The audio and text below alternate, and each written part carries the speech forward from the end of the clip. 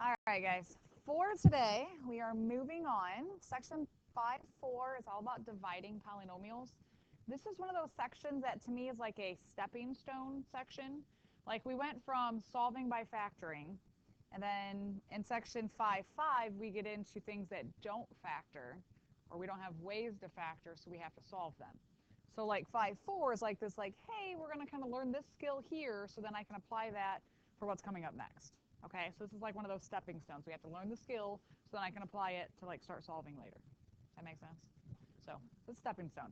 So far everything that we've worked on that I've asked you to solve, right? We did all those new types of factoring, your other factoring, like it all kind of worked out, we were able to solve. But we're going to come up upon things that don't factor by ways that we know how. So there's going to be some other options. So we're going to kind of baby step you there through this section. We're going to spend a couple days here because there's a lot going on in here. We're going to do long division today, and then tomorrow, yay, my favorite kind is synthetic division.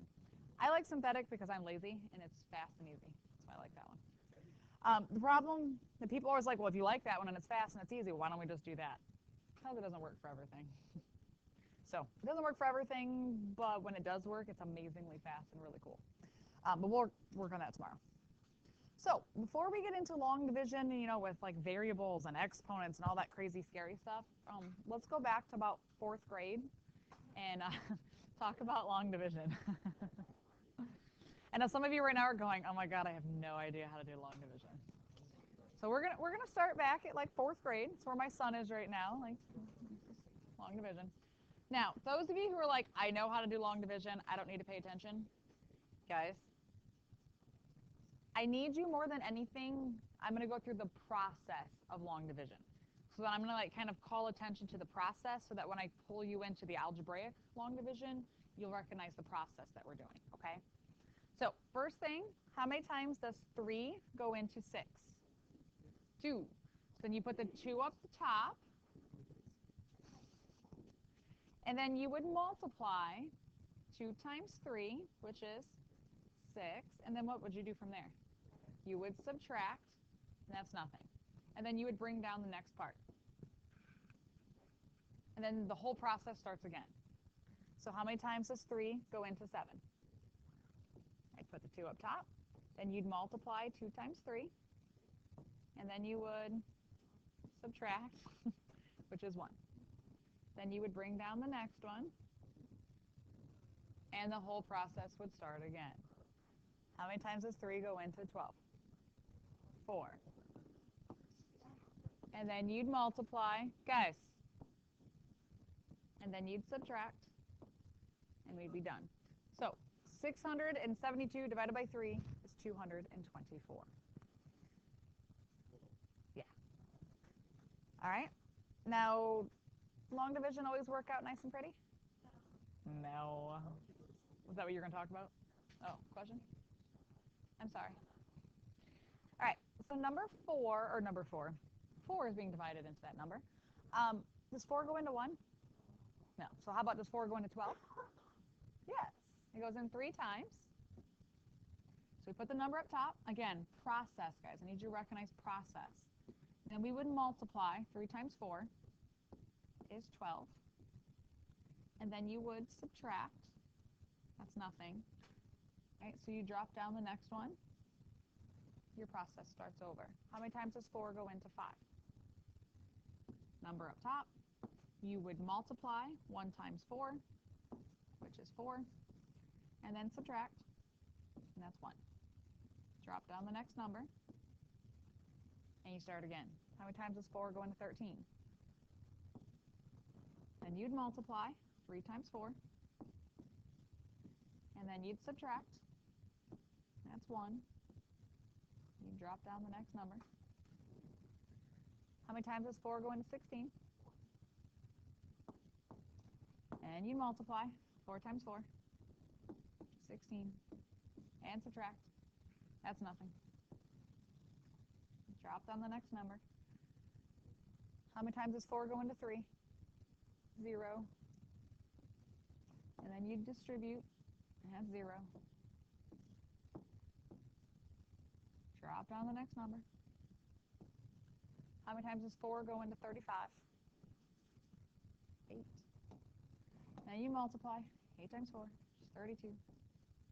And you subtract, and you get 3. What do you do with a 3?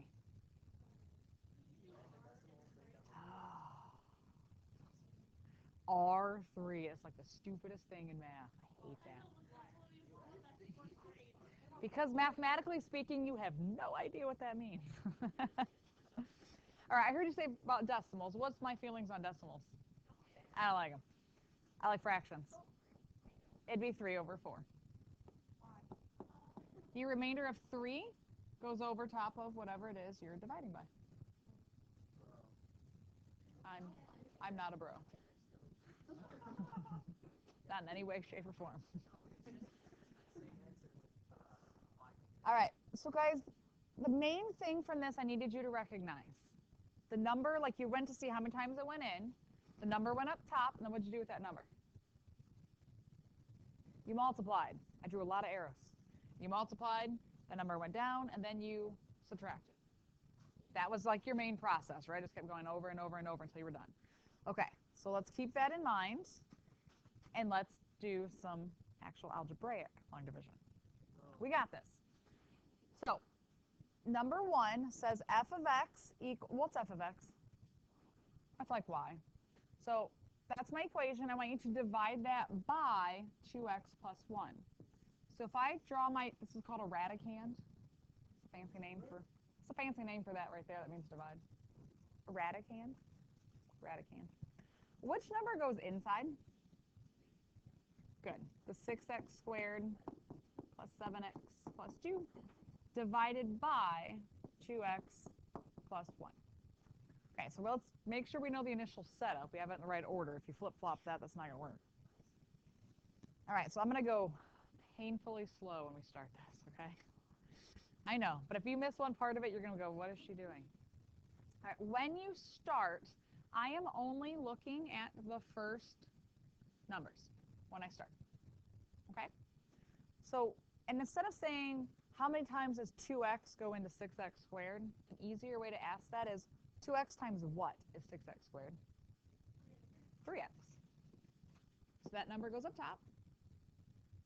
And then what did we do with the number up top? You multiplied it. But you notice you have 2 things over here.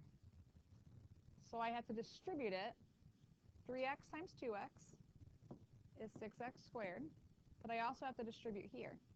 3x times 1 is 3x.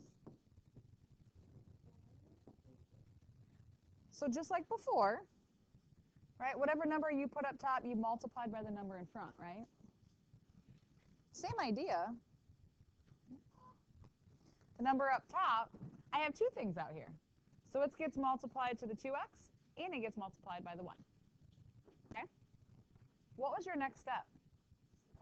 Subtract. What happens when you subtract a whole group of stuff? What happens to every sign? They all change.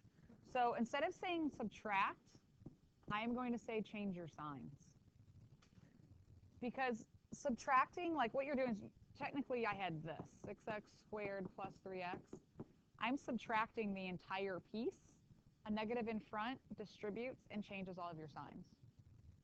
So instead of saying subtract, change your signs. All right, so let's actually go ahead and subtract them now. What's 6x squared minus 6x squared? 7x minus 3x. And then we'll drop down the next piece, and we start again. So now, again, looking at the first pieces, 2x and 4x. What do you multiply 2x to make 4x? 2. A positive 2. So I write plus 2. What am I going to do with that 2? You're going to multiply it or distribute it. 2x times 2 is 4x. 2 times 1. And then your next step is to subtract, or in this case, change your signs. 4x minus 4x. 2 minus 2. So this is the answer. Now, let's talk about a couple things on what on earth just happened, okay? So if I just gave you 6x squared plus 7x plus 2, and I asked you to factor that, could you? You're like, well, plus, you got 1 and 6, or 2 and 3, and 1 and 2. So you have 1x squared and 6x squared. And you got 1 and 2, so 2 and 1. Did I just factor that wrong? I totally did. It should be 1 or 2 and 3. Sorry. There you go. And I don't know why I have those squared. Sorry. Brain fart. I am. All right.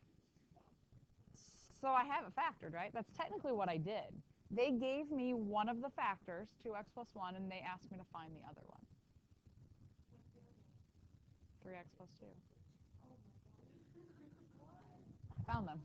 It's another way of factoring. Now, they had to give me one to start with, though. Now, the reason we start with this, I want you to see the connection going between these. Corbin, put whatever it is, put it away. All right, so I want you to see the connection that's going on between the two, like what this is actually doing. But what's going to happen as we get going further is I won't be given one eventually. That's in the next section, 5-5. But again, this is that stepping stone into this. So like this is going to help us so we know what to do when we get to that point. Okay, and I'll show you ways to find one of them. Okay, so let's try another one. So x cubed plus 5x squared minus 7x plus 2. So again, let's set it up. X cubed plus 5x squared minus 7x plus 2 divided by x minus 2. All right, so what's the first question you're going to ask yourself? What do you multiply x to get x cubed? What do you multiply x to get x cubed? X squared. So that's what goes up top. And then we multiply it. X squared times x is x cubed. X squared times negative 2 is negative 2x squared. Then what do we do? Change your signs.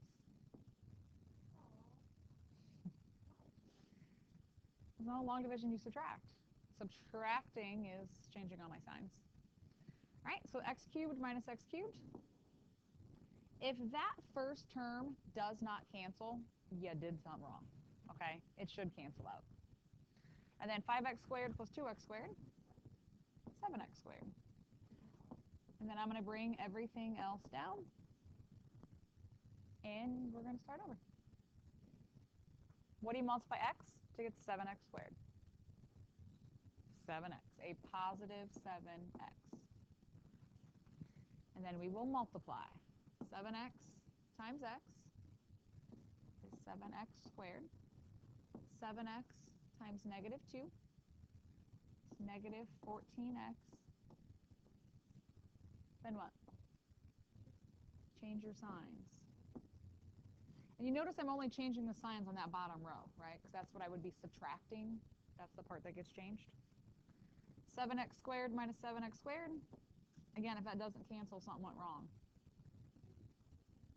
Good, that would be a positive 7x. And then plus 2. And we start over. What do you multiply x to get 7x? 7. Positive 7. So we distribute. 7 times x is 7x. 7 times negative 2, negative 14. And then what? Change your signs. So that one cancels. And that gives me 16. I got nothing else to drop down. Can I multiply an x to get 16? No. So that means I'm done. But what do I do with the 16? Yep. So plus, you always add your remainders on. So plus 16 over x minus 2. Now let me ask this, though, after we looked at the last one. Is x minus 2 a factor of that original problem? No. Because if I asked you to factor it, would you ever end up with an x minus 2? No, because look at what that divided as. You had a remainder. It didn't divide nicely. Okay, so if there's a remainder, it's not an actual factor.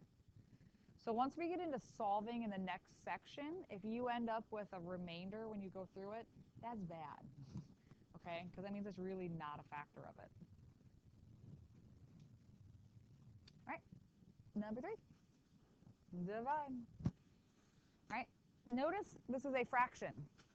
What drives me crazy, so crazy, is when kids are like, I got 1/2, you got 0.5. That same thing? Yeah. The fraction bar means what? It means divide. Cannot tell you how many people do not recognize that. Okay, fraction just means divide. So I'm taking this divided by that. So the one on the inside is the top number. So it's 3x to the 4th minus 5x cubed plus 4x minus 6 divided by x squared minus 3x plus 5. That's a long one. So what's going to happen when I multiply my top number? You have to distribute that to 3 things, yeah. Okay, so starting out, what do you multiply x squared to get 3x to the 4th? Good, 3x squared. All right, we're just looking at those first terms.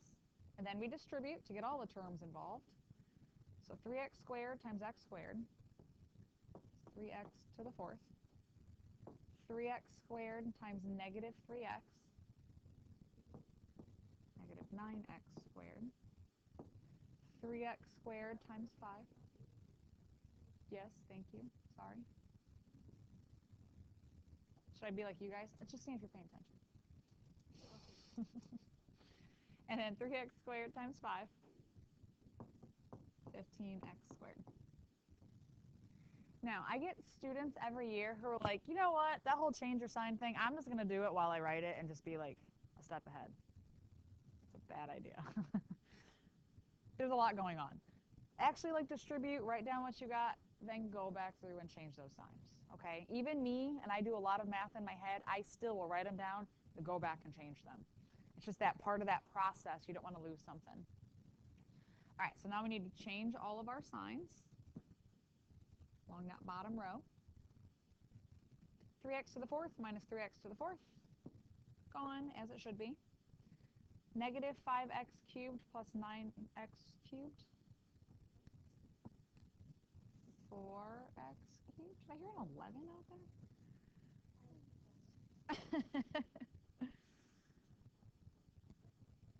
4x minus 15x squared. Are those like terms? No, these are not. So I have minus 15x squared plus 4x minus 6. You got to be careful, okay? Your like terms aren't always beautiful and perfect. Some teachers make you write like a 0 in place of missing things. Do you see I went x to the 4th, x cubed, there was no x squared, and then it went to an x? Some people make you write zeros in there, but I think it gets complicated on long division because sometimes you don't need the terms to line up perfectly. You know what I mean? So for me, I'm just looking at it, just be careful. If they're not like terms, just make sure it's in descending order. Lexi, question?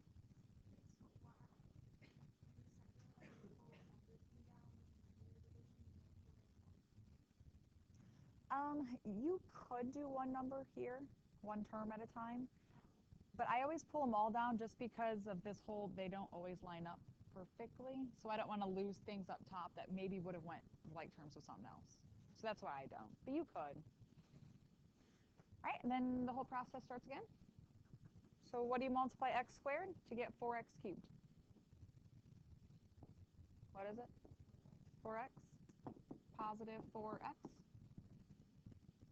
All right, and then we distribute 4x times x squared, 4x cubed, 4x times negative 3x, negative 12x squared, 4x times 5, 20x. Then what? Change your signs. Can you guess the most commonly misstep of all of this? Change your sign. Which is why I like synthetic division, because you don't have to worry about that. All right, so then the first one cancels.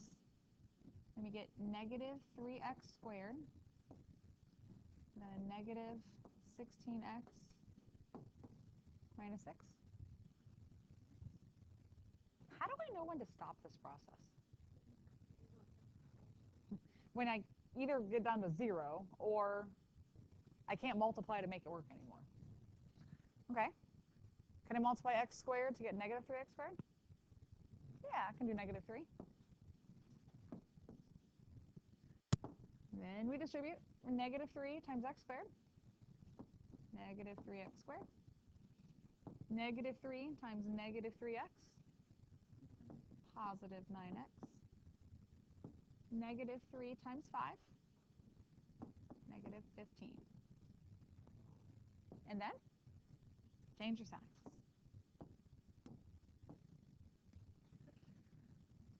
So my x squareds cancel. Gives me negative 25x plus 9. Can I keep going? Can I multiply x squared to get negative 25x? No, I can't make the x smaller like that. Okay, so what do I do with the remainder? Right, plus, because we're always going to add our remainders, negative 25x plus 9 over x squared minus 3x plus 5. So was this a factor of the original problem?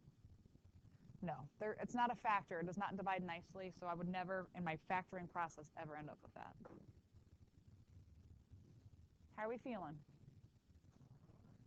Doing okay? You don't get it? It's a pretty broad statement. You just don't get it.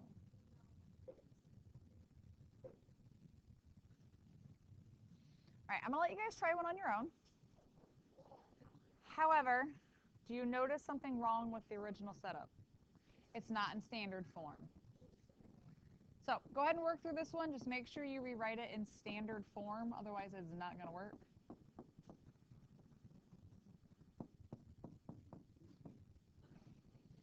All right, guys.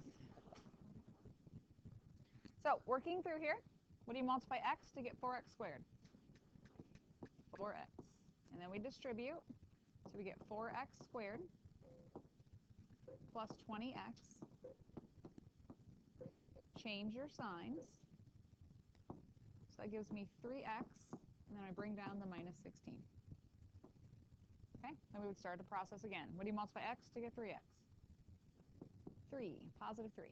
So we distribute 3x plus 15. Change your signs. Some of you walking around changed the first one and not the second one. Or you just stink at basic math. I'm not exactly sure which. So here we get negative 31. Some of you had a 1 there. That's negative 31. I cannot multiply x to get just negative 31, so I am done with that process. That is my remainder. We always add our remainders on, so it's always plus. That doesn't mean I lose the negative sign on that. It's negative 31 over x plus 5. Bless you. Is x plus 5 a factor?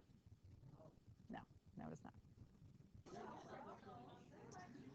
All right, guys. So how do I know if the polynomial is a factor? If the remainder is what? I know it's a factor if the remainder is what? If there's not a remainder, if it's 0, good. If the remainder is 0, then it is a factor. Right? Like if I asked you what's the factors of 10, what would you tell me? 1 and 10, 2 and 5. Why are those factors? Because they divide nicely with no remainder into 10, right? Those are factors. So here it's a factor if, when I divide it, there is no remainder. Then it's a factor. All right, so here we go, guys. Is x squared plus 1 a factor of that? Well, in order to know that, I have to divide it. You say it's not? Why not? Let's find out. Is it a factor? We're going to find out. So we got to set it up. In order to know if it's a factor or not, we have to divide it. If there's a remainder, then no, it's not. If there's no remainder, then yes, it's a factor.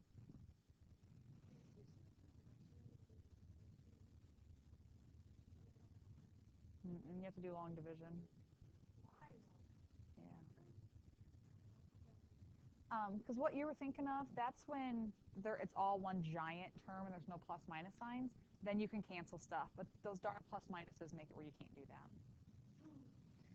All right, so what do you multiply x squared to get 3x to the fourth? Good. So 3x squared times x squared, 3x to the fourth. 3x squared times 1 is 3x squared. Then what? Change your signs. So my 3x to the fourths cancel. Now, go to the 12.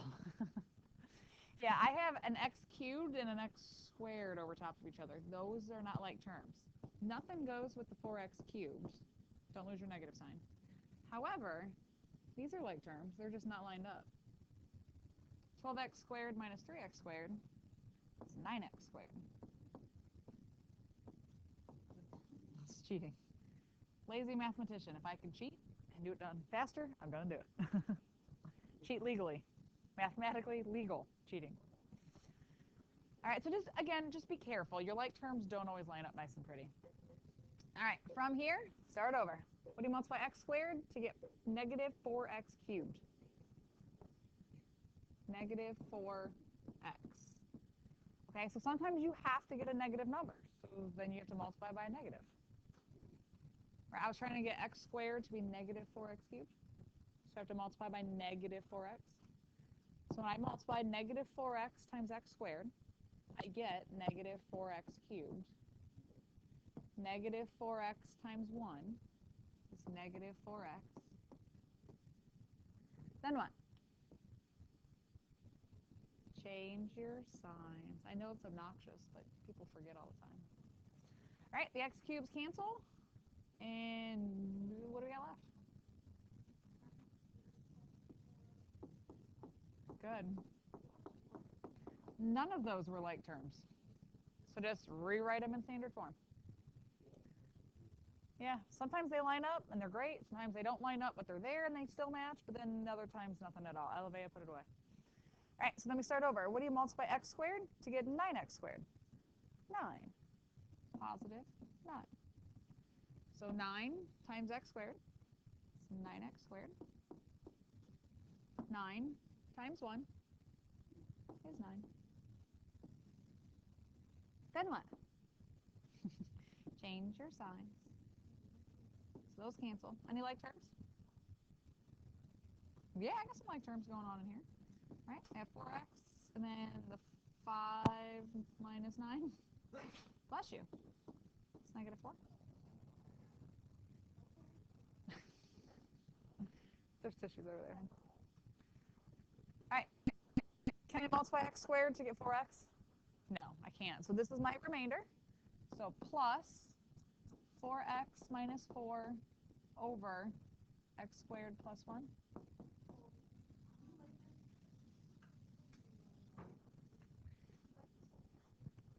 Long division is not my favorite. It's got a time and place where it's useful. We'll get into that tomorrow, but so is it a factor?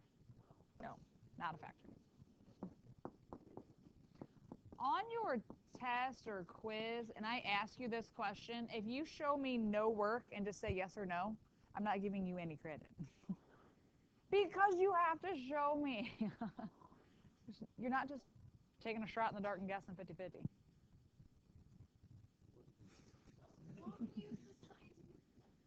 Because no.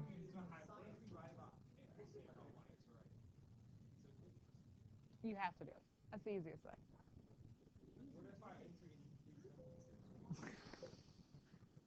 Answer complete sentences.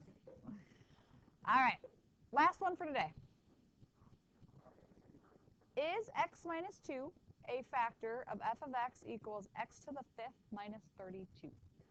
Yes. Yes, why?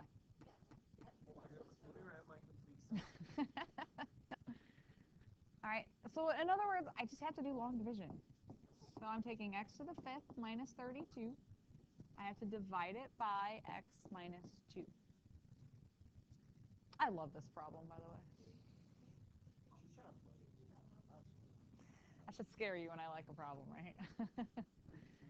What do you multiply x to get x to the 5th? X to the 4th.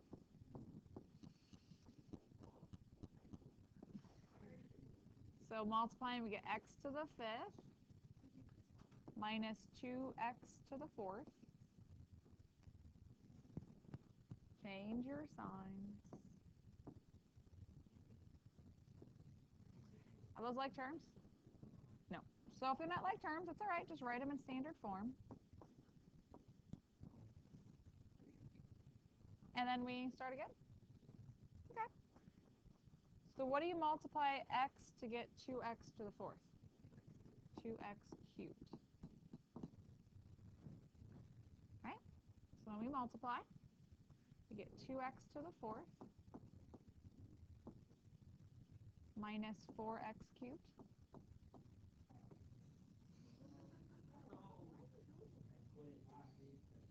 Change your signs. So 4x cubed minus 32. This is beautiful. Especially when I teach you something tomorrow, you're going to be like, you want to do one like that? All right, what do you multiply x to get 4x cubed? 4x squared. So we get 4x cubed minus 8x squared.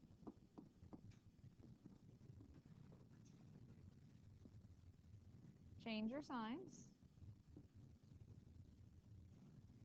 So that cancels. We have 8x squared minus 32. Guys, you whine way too much. You guys are whining. Stop whining. All right, start again. What do you multiply x to get 8x squared? 8x. So we distribute. We get 8x squared. Gives me negative 16x.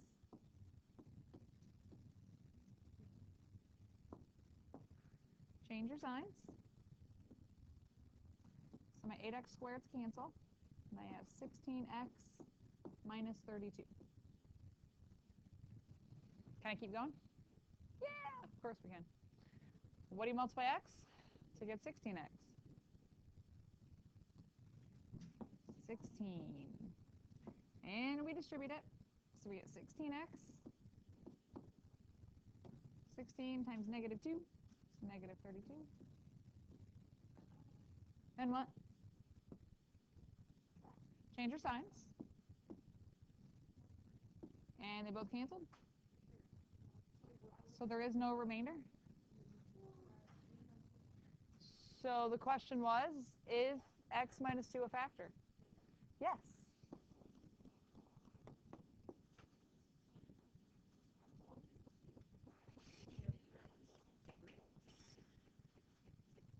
Isn't that pretty? Isn't it? It's kind of beautiful. Now, guys, this is one of those things when you guys get it wrong and you come up to me and you go, this is wrong and I don't know where I messed up. Don't get mad at me when it takes me a second to find where you messed up, okay? Because you've changed signs, you've distributed, like you've got all kinds of stuff going on in there. All right, so I will find it. So if you come up and ask me, it's going to take me a minute to kind of sort back through your work, especially if you're some of you who have terrible handwriting. That's real hard. At some point, I might give up and tell you to start over because if your handwriting's that bad, I can't tell. Right? There's a couple people in here. They know. They know who they are.